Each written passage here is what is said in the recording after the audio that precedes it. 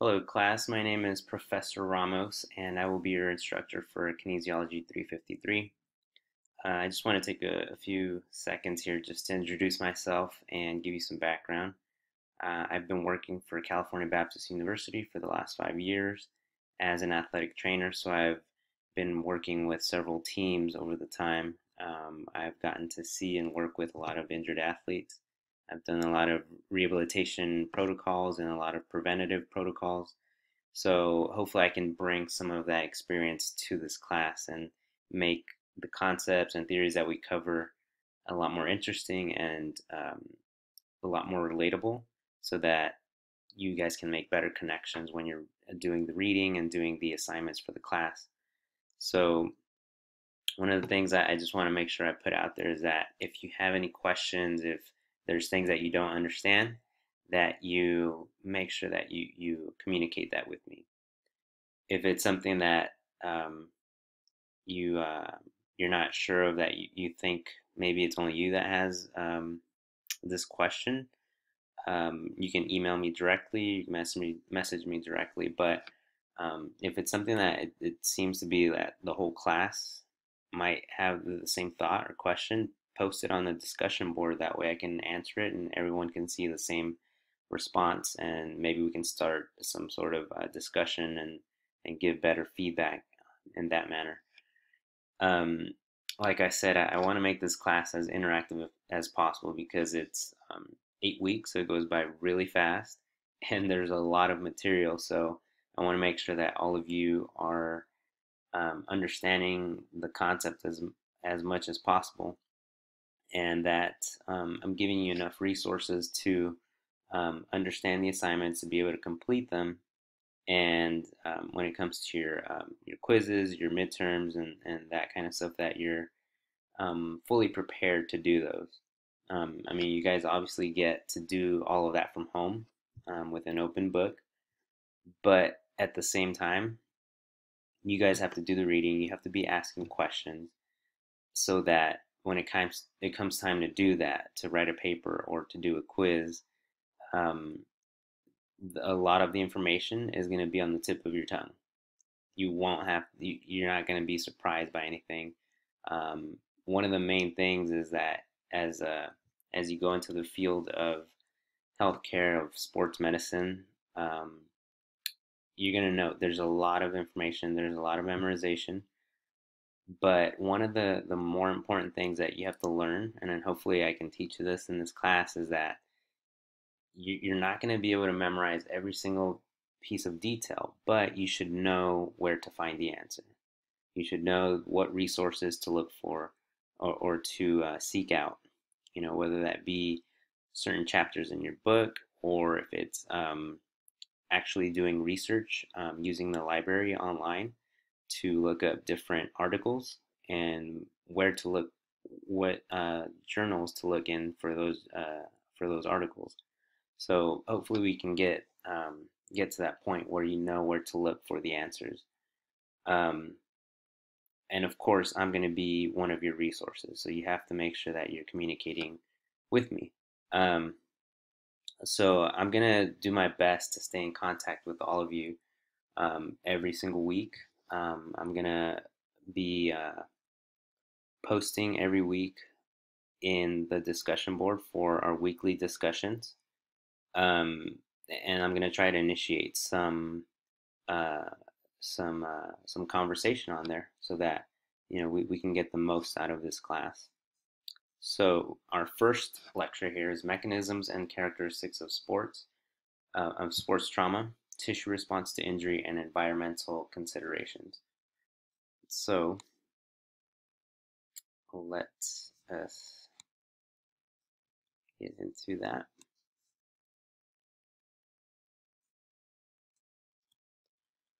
So the first definition we see here is mechanical injury. So in your book, it gives you this definition, and it's a scientific definition, and the reason for that is so that we can have a clear, objective definition.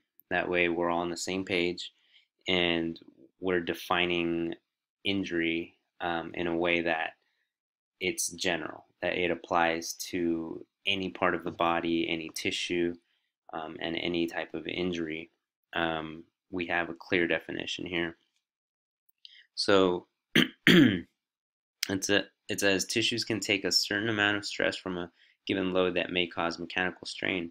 Any tissue being stressed beyond its yield point will suffer mechanical failure.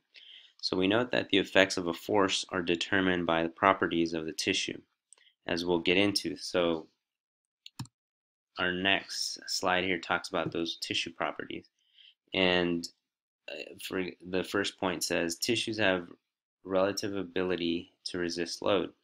The stronger the tissue, the greater the magnitude that can be withstood. So that makes sense, right? I mean, the higher resistance a certain tissue has, then the more load it's going to be able to take.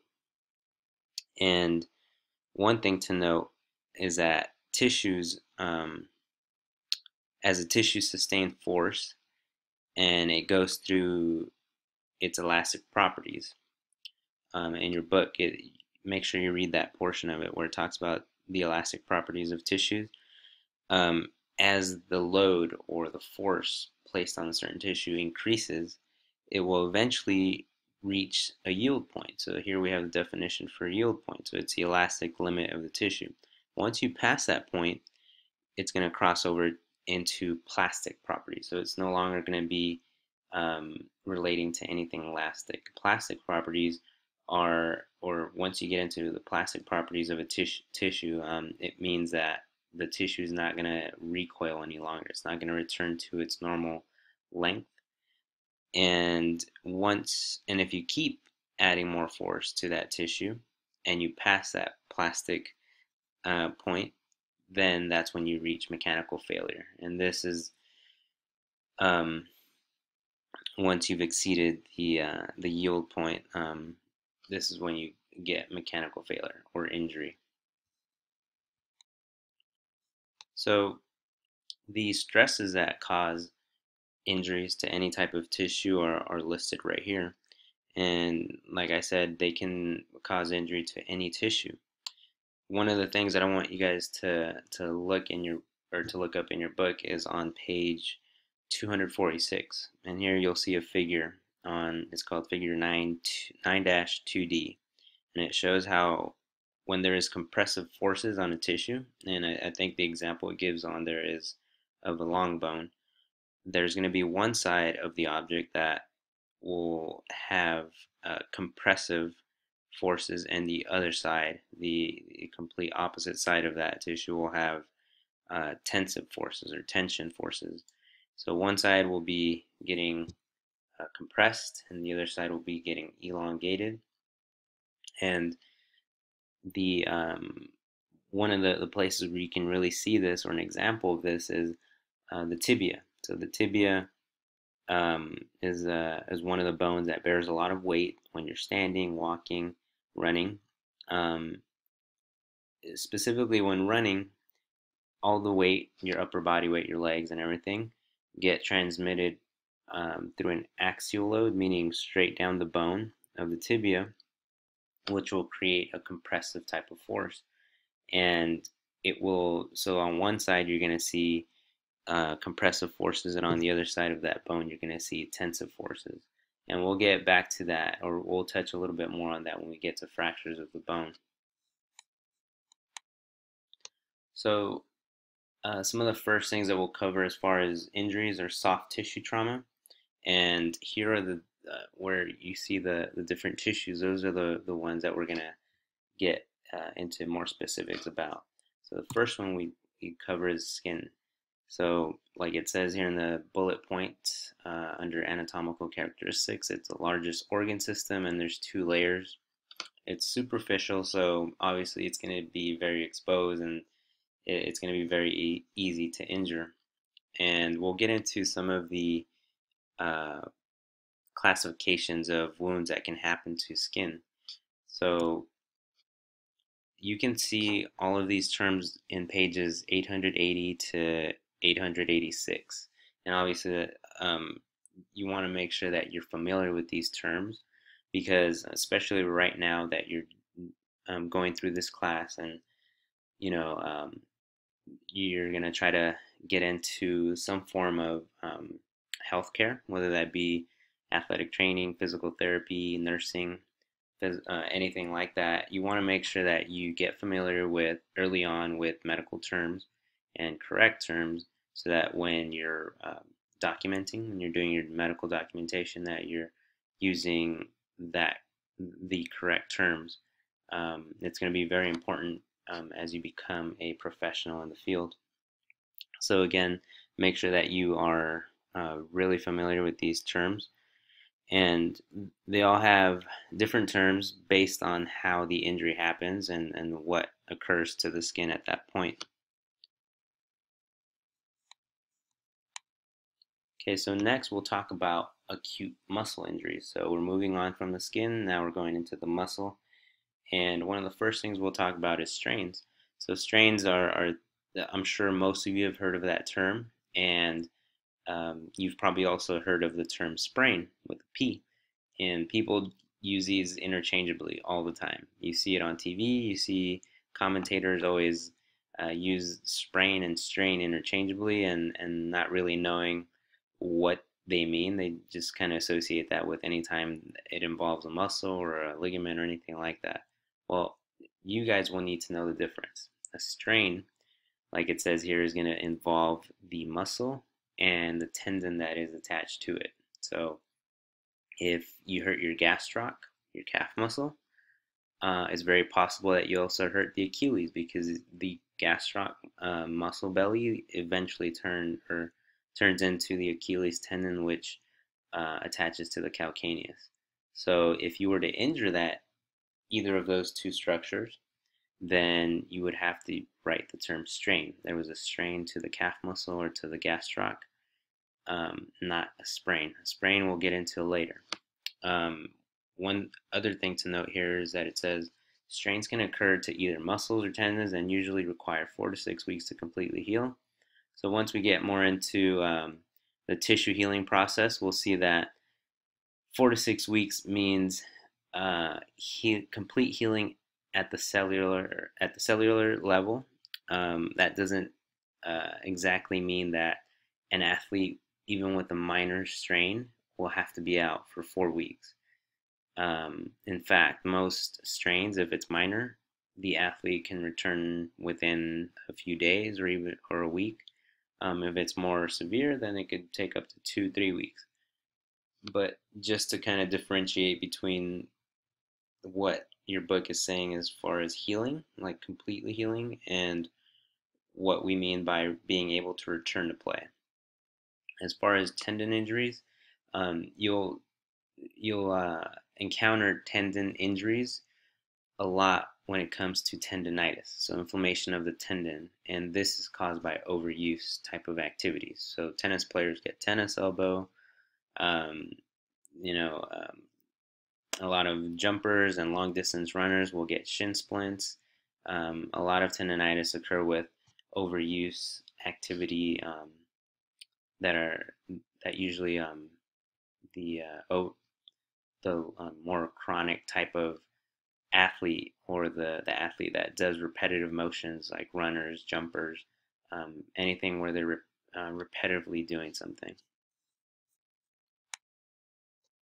So the next type of injury is a synovial joint injury. So acute joint injuries. So again, we're talking about acute injuries, meaning that it happens within a single incident, not over time. When we're talking about joint sprains, we're talking about stretching or tearing of stabilizing connective tissue, such as ligaments. For example, here we have a picture of a shoulder dislocation, and you can see here the skeletal figure of that and how a dislocation could occur. So when we're talking about sprains, so now here we see sprain with the P, we go from a grading or severity grading of 1 up to a 3. 1, like it says there, it's minimal stretching, whereas a 3, grade 3, would mean a complete dislocation. So that would mean a rupture to some of the major supporting structures of a joint. Aside from the shoulder, you can also see dislocations at fingers, toes, elbow, kneecaps. You typically don't see a lot of dislocations at the hip or a full dislocation at the knee. When we get to the knee, we'll talk a little bit more about what a true dislocation is and what a patellar dislocation is.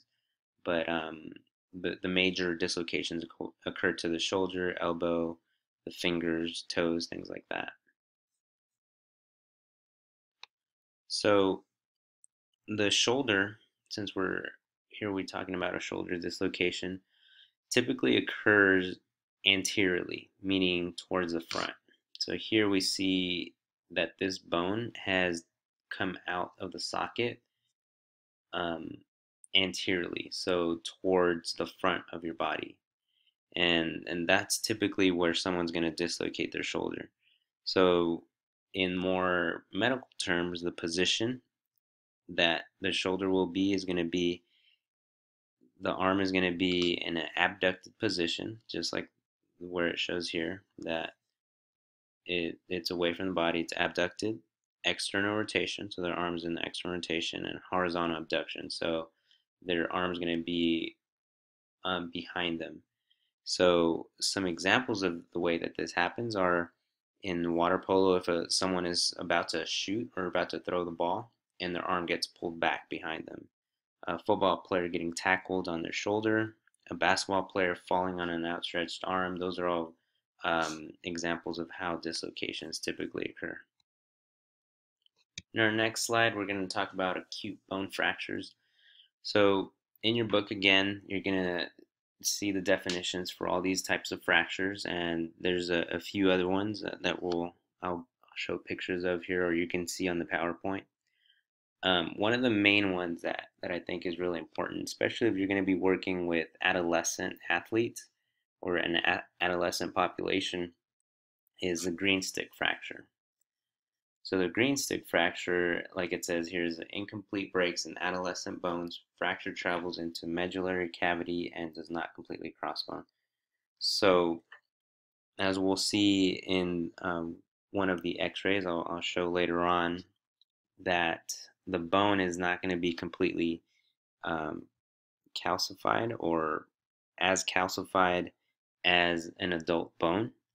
So it's going to be it's going to have more elastic properties. It's going to be more flexible. So anytime it receives a force, it's going to be able to bend a lot more than a mature bone. If the force is strong enough to cause a fracture, it's not going to be a clean fracture. It's going to be more splintered. And we'll see that when we get to that slide. But I just want to make sure that you guys are aware of that specific type of fracture, because it's going to come up on your quizzes and things like that. Make sure you read about it and understand it. So here we have more definitions of different types of fractures. But I just want to skip down to green stick fracture. So here we have an x-ray image of a green stick fracture. So you can see that the fracture doesn't go all the way through, and you can see a lot of bend in the bone.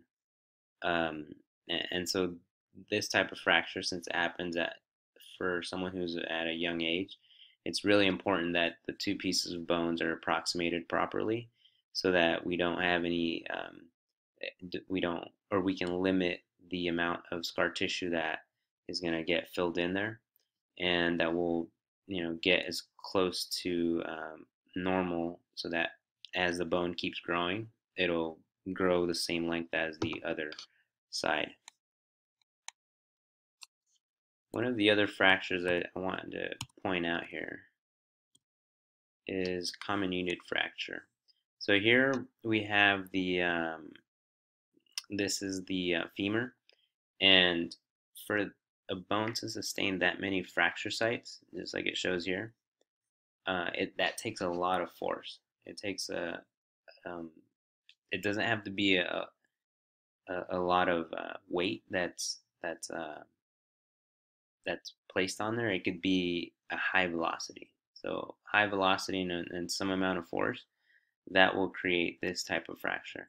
And that could mean falling from a great height, so if someone who fell off a building or had to jump out of a window. Um, Also, someone who's been in a car accident and their knee hits the dashboard, um, it takes that amount of force to create this type of fracture. So a few other fractures that I want to comment on. Here we have a blowout fracture. So here on this x-ray we can see that the base of the orbital socket, has a fracture. So this would be the normal socket, and here it's not there. This piece has gone way down here. So this base or this floor of the orbital socket is what supports a lot of the musculature that controls the eye. Once that's gone, that musculature is damaged or not supported. So if you can see the picture here, the person who's evaluating this victim or this patient is looking upwards, but only his left eye is, doing what it's supposed to. The other eye can't be controlled, so it just stays looking forward. So that's one of the indicators of a blowout fracture, when you see an eye not really responding to what the other eye is doing. One of the other fractures is an avulsion fracture. So earlier we were talking about the gastroc. Sometimes when you, or actually a lot of the times where you have a Achilles tendon rupture, when you have a strong enough force to tear the Achilles tendon, it's a very strong tendon, so it is not uncommon to see that it will pull off a piece of the calcaneus, just like it did right there. That is not uncommon to see. So anytime there's a Achilles tendon rupture, the doctors will automatically send out for an X-ray just to make sure that there's no calcaneus fracture as well. And let's see. So one of the other things that we, as far as fractures, um, we look at stress fractures, which are fractures caused by chronic overuse type of activities. So you see this a lot in jumpers and runners. You see that there's stress fractures in the tibia because a lot of force is placed on that bone and a lot of repetitions in one day and over a long period of time as well. So this is what you will see. So this is where the fracture site would have been, or where it is. Um, like it says in this bullet point, it says early detection may be difficult. It's very hard to differentiate between just having shin splints and between having an actual stress fracture. When you, let's say you suspect someone has a stress fracture, they've been complaining of pain in their tibia for a few weeks and they're starting to have weakness. It hurts just to um, put weight on their leg. You take them in for an X-ray. The X-ray is not going to really show this. It's not going to show this bump on there. If it's that early on, you're typically not going to see any signs of an actual fracture. You're not going to see an actual fracture site. This X-ray here is after the fact. This is once the person, let's say you do suspect a stress fracture, even though the x-rays don't show it, you let the person rest for a few weeks, do some strengthening of the lower leg muscles, then you take an x-ray, let's say. So this might be a month later. This is once the body has started to lay down scar tissue over the bone. That's what you get. You get a bump like this. That means that there was a stress fracture there, because anytime there's a fracture, your body's response is to send osteoblast to lay down more bone tissue in order to fill in any gaps. So, but you're not going to be able to see that on an actual X-ray. Okay, so now I want to move on to our heat illnesses portion. So here we just have a heat index chart, and for us here in California, um, this is not going to be something that we typically have to worry about, except for in the summer months and sometimes in the fall, where we get a lot of days with a lot of heat. Depending what surface you're practicing on, this could be a big factor. But athletic trainers, specifically in the southern regions of the country and the eastern regions of the country, they have to make sure that they're checking heat index and humidity levels every single day, especially in the months when they have training camps. So some of the things to note are maintenance of body temperature, and here we have in the next couple slides we have some terms um, about heat. So make sure that you review these in your book. Make sure that you know how to give examples of each of these terms. So we have conductive, convective, radiant, and evaporative heat loss. So, and I think there's a few other ones mentioned in your book, but make sure that you understand each of these. So I give one example of each on here, but make sure you read the definitions in the book as well.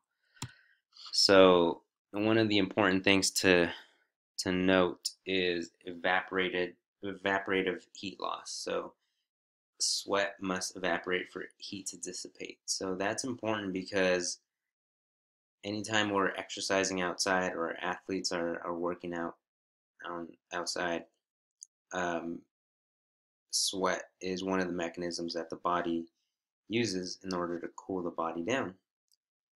But to cool the body down, that sweat has to evaporate.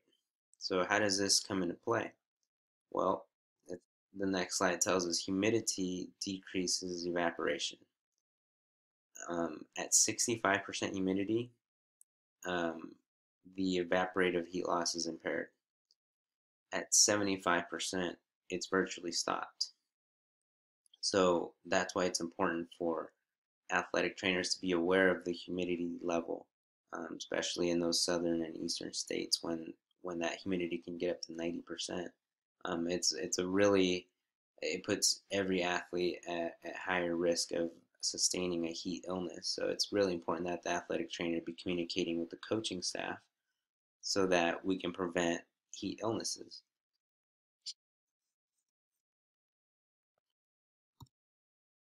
So here we see the way that we can monitor this heat index as well. We can use a wet bulb globe temperature index as well, which will give us a better understanding of what the humidity level is doing and how we should plan accordingly. The NATA actually publishes activity restrictions and work to rest ratios, and also fluid replacement per hour guidelines in in relation to the wet bulb globe temperature. So this measurement can be taken by a sling psychrometer or a digital psychrometer, and this is what they look like. But each one of these will give you a certain reading, and then based off of the guidelines that the NATA gives, um, you'll be able to either taper practices or give better recommendations of how much water each athlete should be taking and how much rest they should be getting for so many minutes being practiced. So our next slide gets into our exertional heat illnesses. So again, make sure that you read these definitions in your book. Make sure you understand these terms and be able to give examples of these and know what each of them um, or the severity of each one. We kind of go um, by how severe each of these are. So the first thing that someone could sustain is heat rash, so prickly heat. So anytime someone's been out in the sun a lot, they can start getting a certain rash, whatever body parts are exposed. The next type of illness could be heat syncope. So syncope, if you look it up in a medical dictionary, basically means fainting. So this is basically fainting due to heat. Some people are more um, predisposed to this. They have more um, more of a higher risk of sustaining heat syncope. So the better you know your athletes, the better you can be prepared for this, and be able to communicate with coaches about certain athletes, like telling them, hey, look, this person has a history of fainting in heat, so we need to monitor them, maybe give them a little bit uh, more periodic breaks, so that um, they don't have to go through that incident of fainting. It's a lot easier to treat something when it hasn't happened.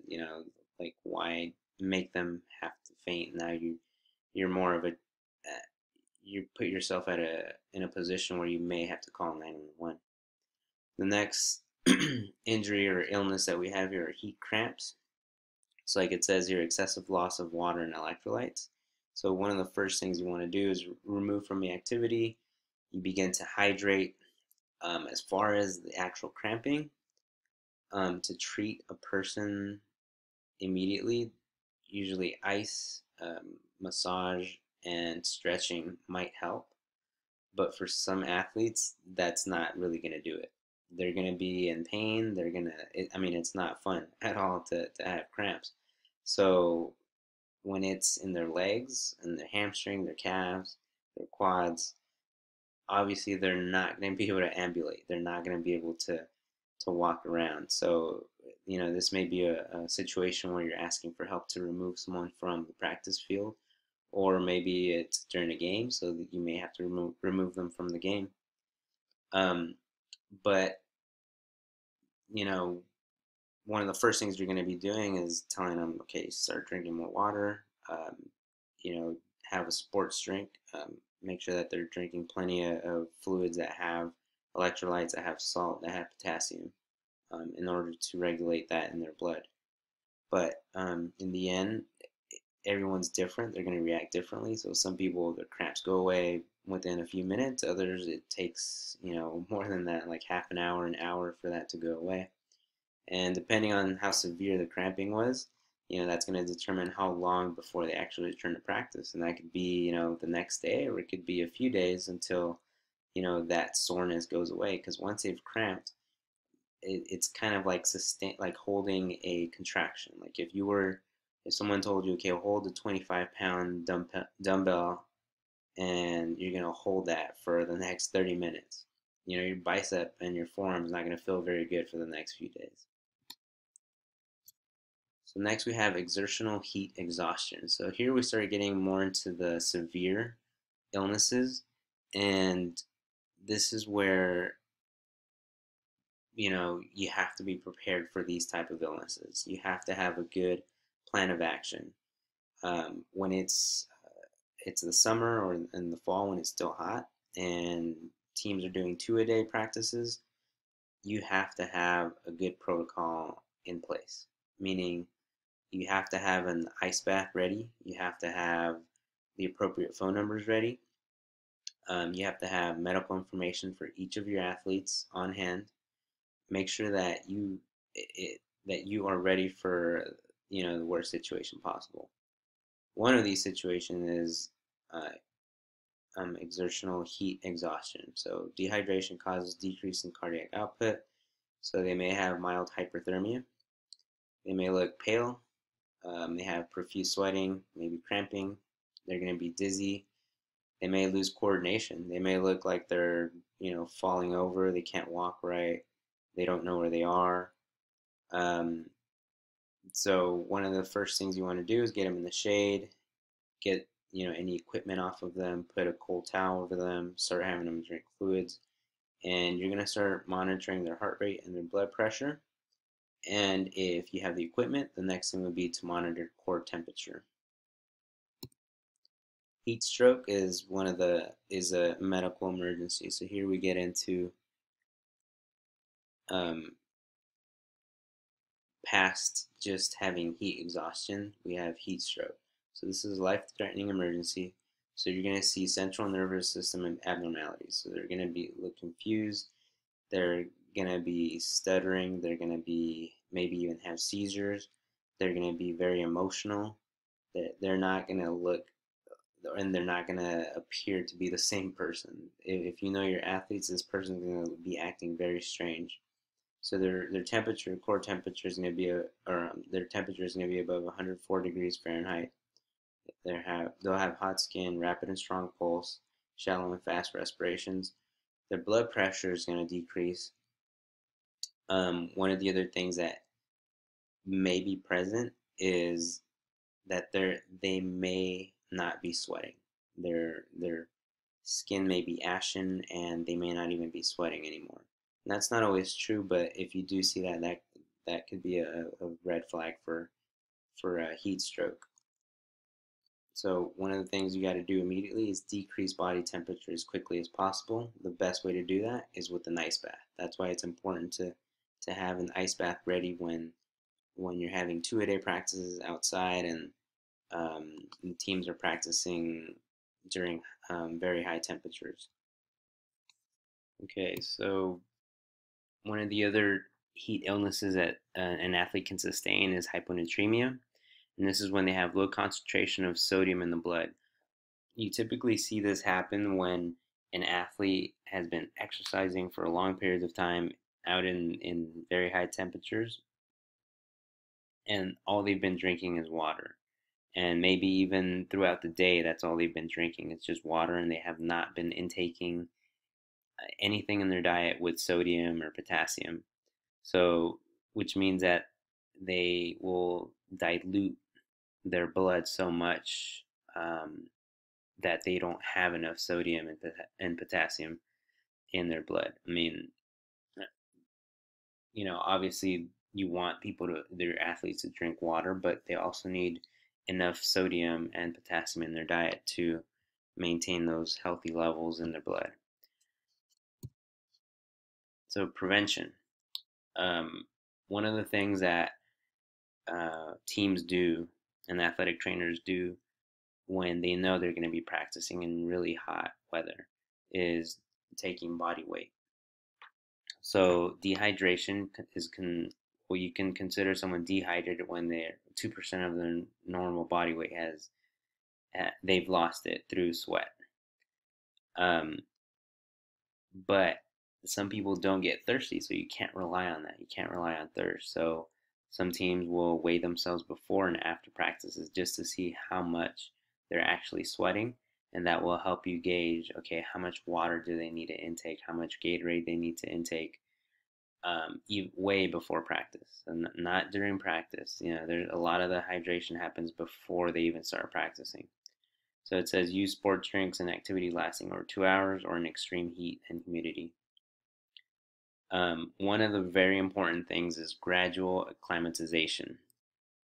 Ideally, you want 7 to 10 days to acclimatize to the weather, and acclimatization means that you are slowly ramping up the intensity of your practices and also the length of your practices. That doesn't mean you get right into 2-a-days. That means you have at least a week to just get out there, do some light practices, and get used to the weather. That will make a big difference on, the the um, the prevalence of heat illnesses in your teams. One of the other things is identifying susceptible individuals. Also, just um, appropriate uniforms.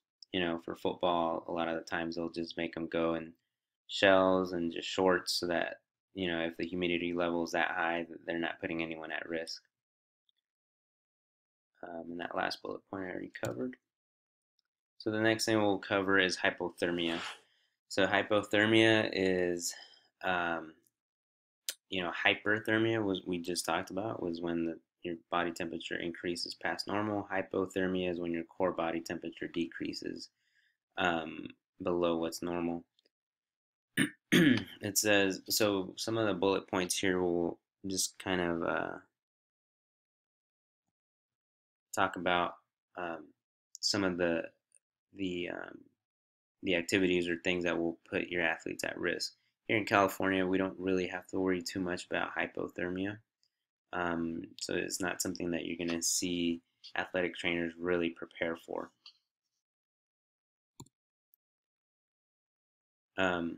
But if you, let's say you take a job somewhere in the very cold weather in the East Coast and the North, um, you're gonna this is gonna be part of your daily prevention protocols.